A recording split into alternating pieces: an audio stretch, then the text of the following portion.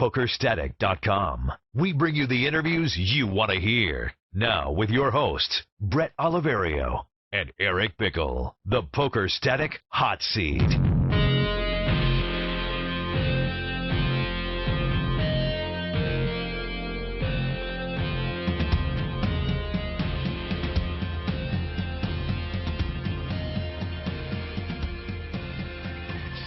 What's up? Thanks for checking out the Poker Static Hot Seat. Bret Oliverio, Eric Bickel, and joining us tonight is JC Moussa. JC, what's happening? Nothing much. So you live in Boston, correct? Yeah, I just moved back here this month. I was living in Canada for the past year. Now, what brought you back to Boston? My girlfriend's getting her PhD at UMass Boston, and I'm from the area, so it's good to be back here. Very nice.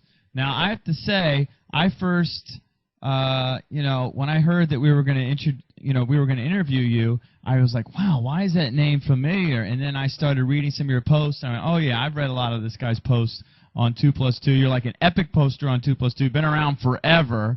But, I don't know. To me, what jumped out at me was, oh, my God, this guy just had a huge score out of the WPT event in February, right? Is that sort of your biggest accomplishment so far in poker, would you say? $320,000 score? Pretty nice. Yeah, easily. Right? Before this, I hadn't cashed in any WPTs, and I've probably played at least 15 of them. Right. So what was that like, that whole experience? I know that you were, like, sick, at least for part of that tournament, right? I was sick on, I think, the beginning of day 3. I think I made a comeback in chips, and then my friend Jonas was around, and he wanted to get drunk, so we got wasted for some reason, and I came back, and I think I lost 3,000 playing PLO drunk. I kept getting this kid Benba. I didn't know who the hell he was, but I sat down with him, and I kept telling him to flip with me. He must have thought I was a huge weirdo, because I kept trying to get the dealer to stop dealing. Like, stop dealing, we're going to flip right now. Right. The kid had no idea what was going on. So, like, after that, I woke up the next morning and I was sick, and I didn't really get better until, like, 3 days after, until I got home. And then did that help you concentrate? Did that help you concentrate at all, or? I think the Adderall helped me concentrate, but, I guess it did, because, like, for the first time ever, I, like, cashed, and right. I was focused in. That's my main problem in tournaments. I usually get really bored and just do stupid play, and I keep telling myself not to bluff people when I play live because they don't like folding, but that's what usually happens. Now, how many days before you got to the final table? I think it was 5 days played. Brutal. And, that's brutal. We took 1 day break, and then we played the final table. Right, and then we were sort of talking off there, and you said that you really didn't realize sort of the magnitude of your WPT final table. I mean, here you are, you're there. Yeah. First place was over $1 million. I mean, that has to be sort of a strange feeling looking back on that. Yeah, I wasn't thinking straight. Like I said, I was sick, and then like at that point, I was just happy because I was short stack all day. Like the last day, going up to the final table, like I'd double up, lose half my chips, double up, and then. So I was just happy to be there, and then when 6th place got knocked out, I was psyched, and I don't think I was thinking straight because I 4-bet shoved ace-9. Got caught. And the guy almost folded. Yeah, came close to folding. I should have talked to him or something. Like I've been playing with him for like the past 3 days, and he was just playing like a complete psycho. Like he'd cold 4-bet deuce-3 off for 100 big blinds, shove it all in, and just show it. And he's just some rich. I talked to him before. He's just some rich kid from Vancouver, and he just plays for fun. So right. I figured he was just bullshitting. Right. Now that was the only hand that I saw on like a clip online. Was that the only hand that they actually showed of you on TV, or no? I'm not sure. I haven't actually watched the episode. It's too painful. Now, how exactly did you... Go ahead. Well, yeah, I was just saying, like, I already knew how I busted up, so I didn't want to see it again. Right. Right. Now, sort of, just from doing some research, you know, you played with a lot of the high-stakes online players back in, like, '07, '08, when everyone was sort of making their way up the ranks, like Phil Galfond and the Dang brothers. Is that how you built your bankroll? Was just grinding 10-20 no limit and sort of dominating those games?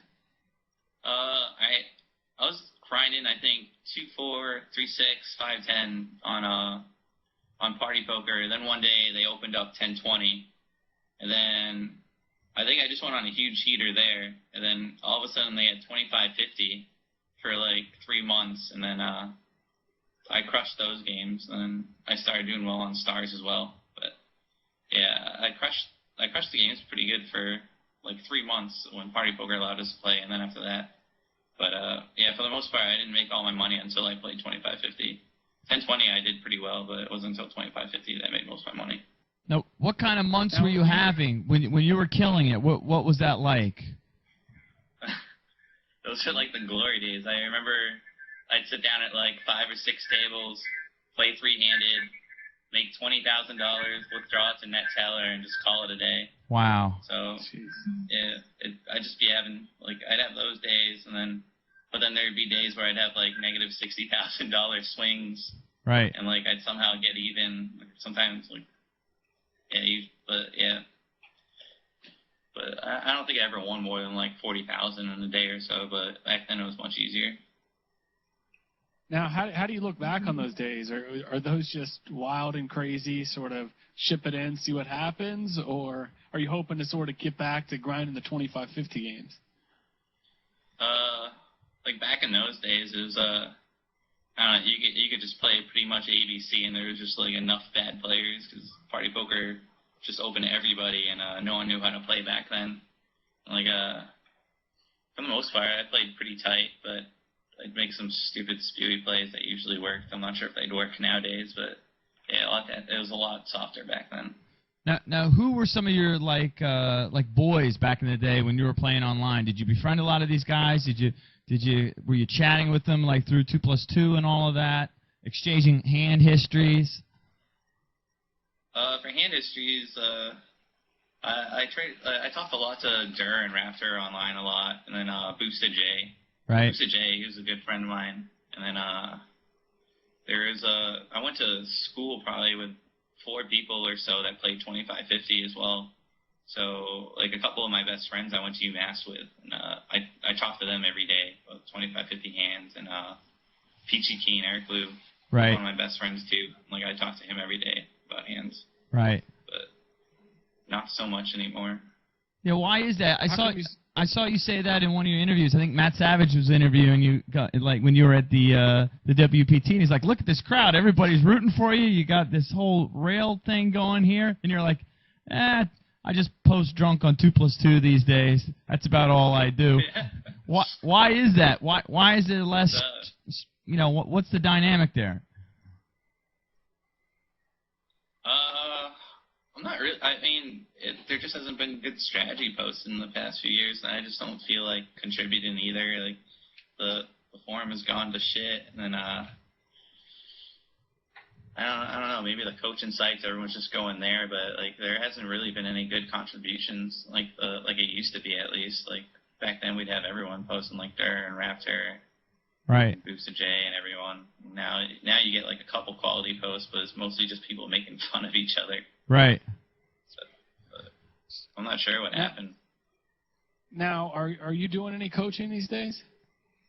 No, I tried it for a day, and I got really fed up with it. I had said for a while that I wouldn't do it, and then the site approached me. I can't even remember the site. I only joined it because Aussie 87 was on it, and a couple other players I knew, so I liked them a lot. So all right, I'll try this. And then I was doing a video for 4 tables of 5, 10, 6 max, and it was just filled with grinders, so I'd have to wait for them. Each person would take 20 seconds to make a decision, and then there'd be all this time, waiting 20 seconds every table, and I couldn't figure out what to say during these breaks. So I was like, screw this is too annoying.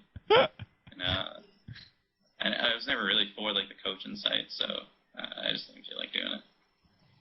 So then you crush the party poker days, and you jump into 2550, start doing well there. When did you decide, hey, I want to travel the world and start playing some of these big WPT events, World Series of Poker events? Why make that transition? Actually, for the most part, I was doing it at the same time. Because I was playing at Foxwoods, and I noticed the live games were much easier. Well, they're much easier compared to now, and they play much bigger than they do online. So I'd go to Foxwoods, and I went to Borgata, and then every time the WPT was in Borgata, the games started playing huge. So I'd follow that around, and we were playing up to 100, 200 no limit live. It was amazing. There'd be like 3 terrible players, and the rest of the players would be good. So for the most part, the games got better during the WPT, but not really the same now.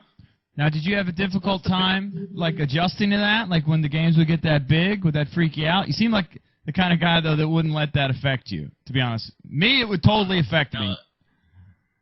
No, it definitely did. I remember, first playing that big, I'd be playing for $10,000 pots online and it'd be nothing, but then I'd see a $15,000 pot live and I'd be shaking when I'd scoop it in. Right. It's just really weird how that affects you. How live cash is it seems more real than online. How is your online cash game compared to your live play? Do you think you're a better live player, better online player? I used to be much worse live. I think that's how all internet players start off. They start off terrible live. They just don't know how to change gears. They try to play as they would online, where they play more aggressive and looser. Where live, you can definitely play looser, but you just can't play as I just try not to bluff as much live, because there's a lot of bad players that you really shouldn't be bluffing, and it takes you a while to learn that for some reason. Right. But nowadays, I think my live game is better, just because I've been playing so much. What are you grinding these days online? And are you mass multi-tabling these games, or are you just playing 4 to 6 tables at a time, or what's your deal today? The most tables I'll play at a time is 8 tables, and I'm playing anywhere from 3-6 to 10-20, mainly PLO, and I put in some no limit too, but I try to play just mainly PLO right now. Now, why aren't you playing as high as you once were, like the 2550 game online? I know I asked Hack Dang about you. He said, "Oh yeah, I came up, playing with JC Moussa." How come you're not playing as high these days? Is it just the games have just gotten so tough? It's gotten so tough, and then I remember I'd be waking up, I'd sit down at a table. It would just be, I'd sit down, someone would come play me. It would be 3 of us, just 3 regulars playing each other. And one of us could get crushed one day, one of us doesn't, and then we'd just be playing, waiting for the game to start, and it would never start. And then I went on a huge downswing too, so that affected it. But the games just rarely go. Nowadays, you see maybe two games 2550 going on full tilt. Before, you can get 5 games at least. Right. So, how did those downswings affect you in your personal life? Were you able to sort of just let that be, or did it sort of translate when you're dealing with your girlfriend and life in general? Well, thankfully those downswings started before my girlfriend, but it affected me pretty badly. You just start losing confidence in yourself, and you're questioning what am I doing wrong here? It all started I think I lost 350K straight on Prima, which then that's closed down, and then other people started accusing people of cheating on that site, and the whole time I thought I was getting cheated, so that sucked. So that would affect my game, and then yeah. When you play today, are you doing a lot of table selecting, or are you just sit down and open up the first 8 tables? No, I just sit down. I'm not even. You can't really even game select much nowadays. I notice it's there's people. I'll play 6 to 8 tables, but then you'll see the same people at every single table that's open. Right. So it's hard to table select. I don't mind playing with 4 regulars, because at 5-10, there's usually 2 bad players sit down on the table, so it's fine. So I just sit down on whatever table. How about we were talking off there about your travels to Vegas. You were saying that You know, it was exciting the first couple of years. You started going there, you're drinking, partying, having a good time, and now you've just grown to hate Vegas. Correct? Yeah. It's well, I've got a girlfriend now, and it just makes life easier. Like before, I'd be going to clubs and we'd be spending like a few thousand on the table. And then from there, we'd go to the Rhino, stay there until like 7 a.m. And like I'd wake up, not remember most of the morning. All I'd notice is like I got like $5,000 missing now. It just seems so pointless to me. Right. Like it just turned into a huge mess. Did it ever bum you out where you just were like, oh my God, I'm 26, 27, now you're 28, I got all this money, I'll go to a club, spend $3,000 here, $5,000 here for no reason. And you see a lot of guys in your position who've made all this money at such a young age, and they kind of sort of wonder and think about the meaning of life, you know? They get all emo on you. And did you ever go through that phase? Yeah, I'm sort of going through that phase now, maybe even like starting to question like if I really want to be doing this for like the rest of my life, and like I just get sick of gambling some days, and then I notice like, oh hey, I don't really have any hobbies other than playing poker or playing video games, so I've been trying to find other things to do right now, but it's just hard. Are you also a sports gambler too? Have I read some posts where you like a little bit of degen there, right? Yeah, I dabble, but not really though. There was that post about is it the Kenny Tran one? I can't remember. I know that you were talking about betting on the Celtics, I think. I bet on the Celtics this summer, but there was a bet I made with Kenny Tran like a couple of years ago, where we were at the table and yeah, like I said, I don't really bet sports, and he kept talking shit on the Celtics. I was saying that the Lakers were gonna sweep, so I'm like, all right, let's bet on it. And I'm a sportsman fish. I had no idea what the line is, so I'm like, all right, what's a proper line? Right. He's like, all right, I'll put 12,000. You're 10,000. I'm like, all right, fine, deal. And I go home and I find out the line is 18,000 for 10,000. Jesus. So yeah, so he got you there. Well, he got me, but the game hadn't started, so I started harassing him. I'm like, listen, I'm not going to do this bet until you give me a better line. So I finally got him to settle at to give me a 10,000 to win 14,000. So he met me halfway, which was good. But then when the Celtics were up 4-1, we were up 3-1. I was at Vanessa. Vanessa Selt had won the PLO bracelet. It was me, TJ, and my friend Snipes, and I was wasted.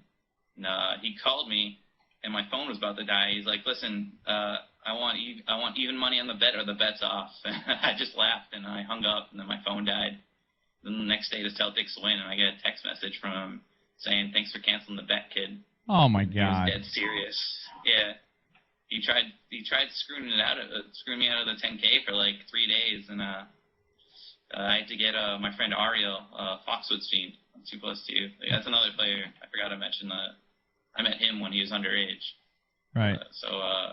Yeah, he's like the smartest kid I know. So I had him go talk to Kenny Tran, and Kenny Tran was adamant the whole time, saying that because I originally changed the line, that he could change the line, even though the game was like 4 games in, and like in his eyes, he didn't see anything wrong with it.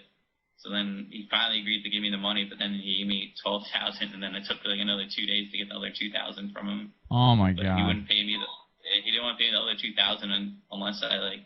He's like, "Can you truly tell me, if you look down deep in your heart, that you didn't screw me on this bet?" And I just had no idea what he was talking about. But he doesn't really like me anyways. Why doesn't he like you? Just from this bet, or just from playing together? There was another time, like, I'm good friends with Viffer, and him and Viffer were playing heads up once, and I was really drunk, and I walked up to Viffer, and Viffer let me sweat his hand, and I thought Viffer had, like, king-queen off or something like that, and the flop was ace-high. Viffer bet. Kenny Tran raised him, and he called, and I thought Viffer floated with a king-high, and, like, he turned to queen, and he turned to king, and then Kenny Tran, like, bet all 3 streets. He bet it with he had just a pair of aces, 8 kicker, and, like, Viffer called on the river with 2 pair, and when I saw Kenny's hand, I just burst out into laughter, and it was like a $50K pot, and he thought I was just making fun of him, but I was just making fun of Biffer for being such a donkey. I thought he just king high, but he had king high flush draw on the flop. Ah, I gotcha. totally misread his hand, and like Kenny just went off on me. So. What kind of guy is Biffer? You know, we read about him on 2+2. You know, you read he's just sort of a maniac in some aspects of his life, and then you read that he's doing all sorts of charitable work, giving toys to single mothers. I mean, what kind of guy is he? Just for those of us who don't know him personally. He's my idol. Like, most people, if you meet him, you just think he's a complete asshole. Like, he's banned from the Rio right now because he got in a fight. He just walked up to this random guy, talked shit to him at Bellagio, and punched him in the face at a restaurant. So he's, like, not afraid to do that. But, like, he was, like, a mess up until, like, last year. Like, I don't know, he was probably... I know, he said he doesn't do drugs anymore, so that's what it probably was. So, like, nowadays, like, yeah, he's trying to do that charity work, but, like, Biffer, he's just a live player hero. He'll play for like 3 days straight and just play any game, anyone, any stakes. And he's not afraid to put the money in. Like, I remember this one hand, I think this guy went all in for 10,000. Biffer shows deuce 7. He's like, if you don't show me a pair, I'll call. The guy shows him like ace king, he calls, cracks his hand. But he just doesn't seem to give a shit anymore. I wouldn't know what to do there. What do you say? Show me a pair or I'm calling? Show me a pair and I won't call, but show me any hand but a pair and I'll call. Wow. Yeah. And is that why people love him so much? Because he's just got that gambling quality to him? And what's his rationale? What's his motive behind it? He just doesn't care about money? That's what I assume. I don't know what's going through his head. Right. Like, I'm pretty good friends with him. Did you see the thing he has online right now that he has a bet where he can't beat 5-10 online? I've heard him mention that. I've read about it. Yeah. So what's the story? Yeah, so he's got the bet where he made this bet with another poker player that he can't beat 5-10 online. He's putting up originally it was 10,000 to win 20,000, but I just talked to him recently. Now it's like into 6 figures. And so he just has to beat 5-10 over 20,000 hands. And then if he beats if he wins like $1, he wins the bet. But then if he wins $20,000 after the 20,000 hands, he was going to win another 20,000. I have no idea what it is now.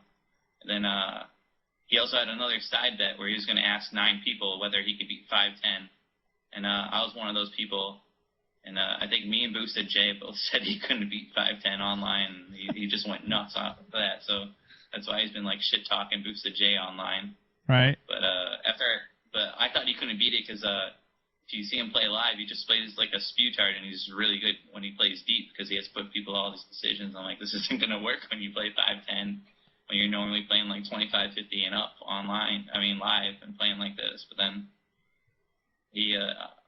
I actually changed my vote. I said he wouldn't be able to beat it, but now I think he can because I found out like how much money he's actually playing for now. So like, he better beat it if he does. So is he in the middle of the challenge right now? No, I don't think he's started yet. I think it's going to start soon. But I don't think it's started yet. Does he have a lot of poker talent, or is he more just like put you to the test? I don't care about money. Or does he have world class poker talent? No, he's definitely got poker talent. I mean, he crushes Vegas.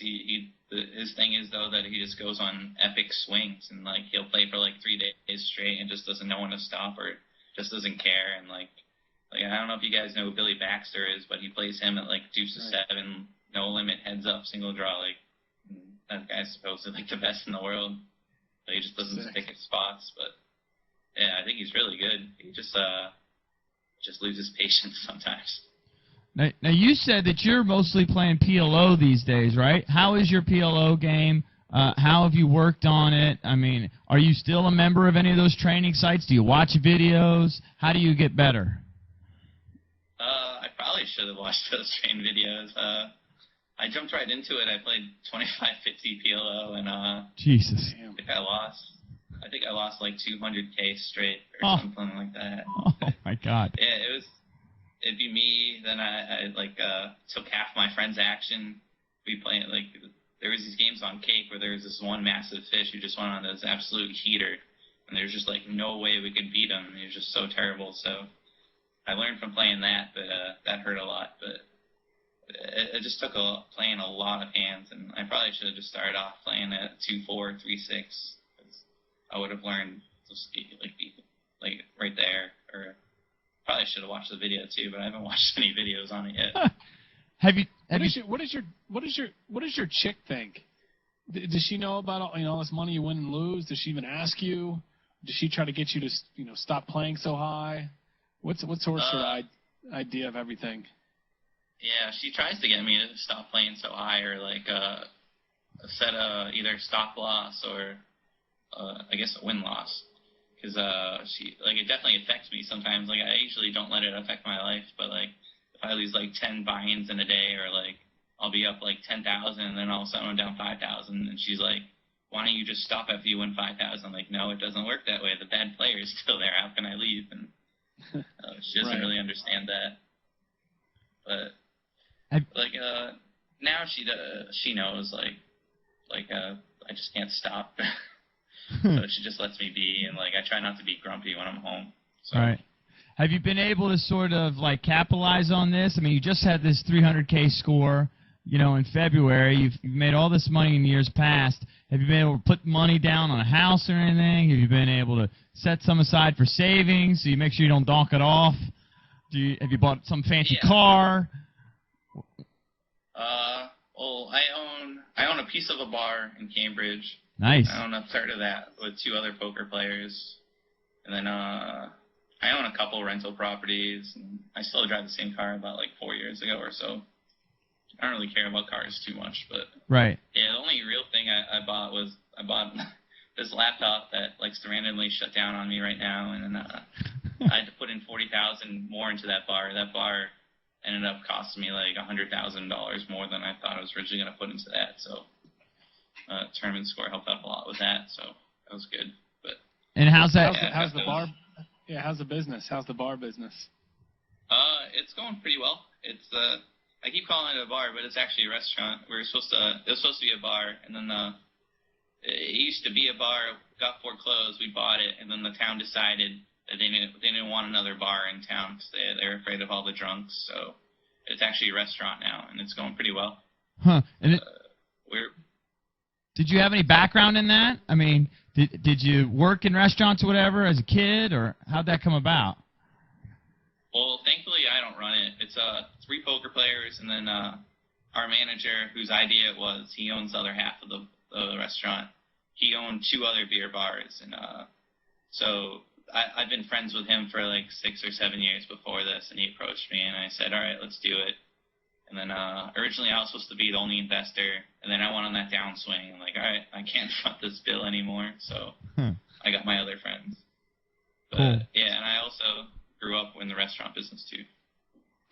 Gotcha. Now let me ask you this. You said you are trying to find other hobbies outside of poker. What have you sort of looked towards? What has worked and what hasn't worked as far as hobbies? Or is everything just like boring? It's like I'm just so lazy. I haven't really tried anything. Like right now, I just try to read more books. My girlfriend convinced me to join the gym the other day, so I started doing that. And the place I moved to in Boston, we got a tennis court, and I used to play tennis like every day for like 13 years straight or something like that. I don't know. So I'm gonna get back into tennis. So it's the only thing I've been doing right now. But I've been looking at doing cooking classes with my girlfriend and stuff like that. But I don't know. Poker just seems to consume your life. It's sort of depressing. Right. How many days are you playing? How many hours a day are you playing these days? Not really too much. Like probably 2 to 3 hours tops a day. But I'll be playing like 7 days a week usually. Right. Gotcha. Well, if people want to look for you online, why don't you give them some of your screen names, or is that top secret information? No, I'm JC Moussa Sucks on Full Tilt. This is my original name on UV. It's just JC Moussa. I made that name like 8 years ago. And then I play on Cake, but Cake's a joke, so they let you change your screen name every week. Gotcha. And most players not? take advantage. So I don't need. Oh yeah, my name on Cake right now is Let's Play PLO. Right. The PLO games don't really go too often on there. Do they let your notes transfer, though? Like, so if you have notes on a guy, it doesn't really matter? Yeah. Your notes transfer, but it's got to be on the same computer, so it sort of sucks for me because I use my computer and my laptop, and sometimes I don't take the same notes on people. But yeah, they transfer. That's the only good thing about the site. What is the softest site right now for you for the PLO games that you're playing? It used to be cake. I used to be able to get like 4 games of 1020 and 2550 going on that same time. But those games died up when that fish lost all his money and I lost all my money. But yeah, like nowadays I just sit there waiting for a game. I play this game. I play this one guy from Boston too, just heads up 1020 PLO every day, waiting for other games to start. But like probably Full Tilt has the softest games right now. Wow. Most sites don't really get it going. Right. Well, listen, man. Congratulations on your big score. That's amazing. Was it 320K? Yeah. Did you have all of yourself? I had 89% of myself, so pretty good. Very nice. Nice chunk of money. Very nice. And yeah, nice that I lighted in. Perfect. Yeah, I saw that on the WPT clip that I watched, so it's kind of cool. Well, listen, man, good luck with everything. Good luck with, life outside of poker. Good luck with your girlfriend and her wisdom teeth. Goes down tomorrow. And thanks for coming on the Poker Static Hot Seat. We appreciate it. Yeah, thanks for having me. Thanks, man. Good luck. We will see you guys next week. All right. Bye. Peace. He bounced. I don't know. Is he still there? I don't think so. I don't know. I don't even know. Oh, he's calling back. Is he? He's going to answer it. No, he hung up real quick. Hang on, I'll call you